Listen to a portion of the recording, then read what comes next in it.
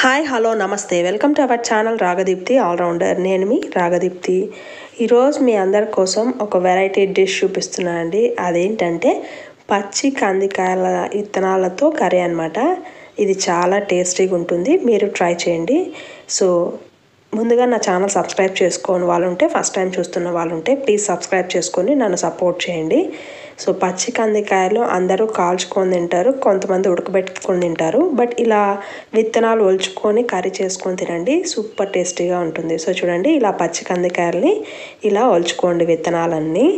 So ఇలా డైరెక్ట్గా కాయలనే బాండీలో వేసైనా వేయించుకొని తింటారు కొంతమంది, లేదంటే కుక్కర్లో ఈ కాయలని నీళ్ళు ఉప్పు వేసి ఉడకబెట్టుకొని తిన్నా చాలా టేస్టీగా ఉంటాయి. బట్ ఇలా కర్రీ చేసుకున్నామంటే చపాతీలోకి రోటీలోకి సూపర్ టేస్టీగా ఉంటుంది అనమాట. సో చూడండి, ఒకసారి ట్రై చేయండి ప్రాసెస్ చూసి. సో విత్తనాలన్నీ ఇలా ఒలిచి పెట్టేసుకోండి. సో ఇలా పెట్టుకున్న తర్వాత ఇప్పుడు వీటితో మనము కర్రీ చేయాలి.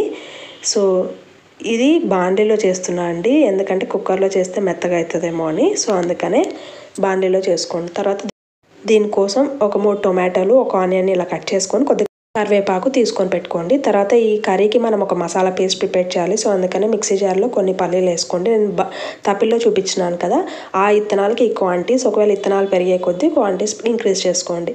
తర్వాత కర్రీకి మొత్తానికి సరిపడా సాల్ట్ ఇక్కడ వేస్తున్నాము, రాళ్ళు ఉప్పు వేసామండి. తర్వాత కొద్దిగా ధనియాల పొడి, కొన్ని వెల్లుల్లి రెబ్బలు అండ్ పచ్చి మిర్చి అనమాట. మనము కర్రీలో ఎటువంటి కారం పొడి వేయము, సో అందుకనే మీ స్పైస్ లెవెల్కి తగ్గట్టు పచ్చిమిర్చిని ఇక్కడే యాడ్ చేసేసుకోండి, ఇలా కట్ చేసి వేసుకోండి. తర్వాత కొద్ది కొత్తిమీరని కూడా బాగా వాష్ చేసి కాడలతో సహా ఇలా కట్ చేసి వేసుకోండి. సో నేను నా వీడియోస్లో ఎక్కువ చెప్తుంటాను కొత్తిమీర కాడల్లోనే టేస్ట్ ఉంటుందని, సో అందుకని కాడలతో సహా వేసుకొని ఒకసారి గ్రైండ్ చేయండి. గ్రైండ్ చేసిన తర్వాత అప్పుడు మళ్ళీ ఇంకొద్దిగా వాటర్ వేసుకొని గ్రైండ్ చేసుకొని పేస్ట్ లాగా ప్రిపేర్ చేసుకోవాలన్నమాట. సో చూడండి, ఆల్రెడీ ఒకసారి గ్రైండ్ చేసాము, కొద్దిగా వాటర్ వేసి ఇలా పేస్ట్ లాగా ప్రిపేర్ చేసి పెట్టుకోండి. ఈ కంది కూరకి మనకి పేస్ట్ చాలా టేస్టీగా వస్తుందన్నమాట. సో ఇప్పుడు కర్రీ ప్రిపేర్ చేద్దాము. సో స్టవ్ ఆన్ చేసి కడాయి పెట్టి కొద్దిగా ఆయిల్ వేస్తున్నాను. సో చెప్పాను కదండి, కుక్కర్లో అయితే త్వరగా మెత్తగా అయిపోతుంది, సో అందుకని బాండీలోనే చేసుకోండి. ఆయిల్ బాగా హీట్ ఎక్కిన తర్వాత ఆవాలు, జీలకర్ర, శనగపప్పు, మినప్పప్పు, ఒక 2 ఎండుమిరపకాయలు ఇలా కట్ చేసి వేయండి. ఇవి కొంచెం చిట్పట్లు ఆడిన తర్వాత ఇందాక చూపించాను కదా ఆనియన్, టొమాటో, కరివేపాకు ప్లేట్లో, అదంతా ఇందులోకి వేసేసేయండి.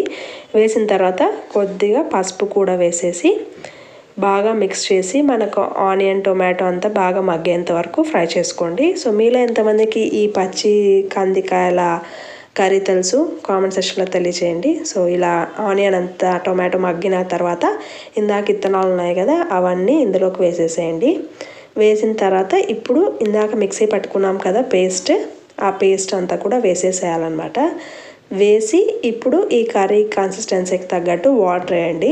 సో నేను వాటర్ కొన్ని మిక్సీ జార్లోని కొన్ని తొలిపి వేసేస్తున్నాను. తర్వాత కావాల్సినన్ని వాటర్ని మళ్ళీ అడిషనల్గా యాడ్ చేసుకుందాం. సో కొన్ని ఇలా తిప్పేస్తే మనకు మసాలా ఏదైనా ఉన్నా మిక్సీ జార్లో వచ్చేస్తుంది కదా, సో అందుకనే.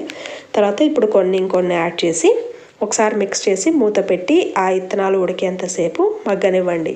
సో చూడండి, ఇప్పుడు బాగా ఉడికిపోయింది కదా. సో ఇప్పుడు ఒకసారి టెస్ట్ చేద్దాము. సో మాకు ఇలా గ్రేవీ థిక్గా ఉంటేనే ఇష్టం, అందుకనే ఇలా చేసుకున్నాం. ఒకవేళ మీకు ఇంకా ఎక్కువ లూజ్గా కావాలంటే కొన్ని వాటర్ ఎక్కువ వేసుకోండి. సో ఇప్పుడు ఒక విత్తనం తీసి చూస్తున్నాము. సో చూడండి, బాగా మెత్తగా అయిపోయింది. సో అంతే అండి, సింపుల్గా టేస్టీగా పచ్చి కందికాయల విత్తనాలతో కర్రీ తయారైపోయింది. మీరు ఒకసారి ట్రై చేసి ఎలా ఉందనేది కామెంట్ సెక్షన్లో తెలియజేయండి. మీకు నా వీడియో నచ్చినట్లయితే please like, share and subscribe to my channel Ragadeepthi allrounder. Thank you so much for watching this video. Have a nice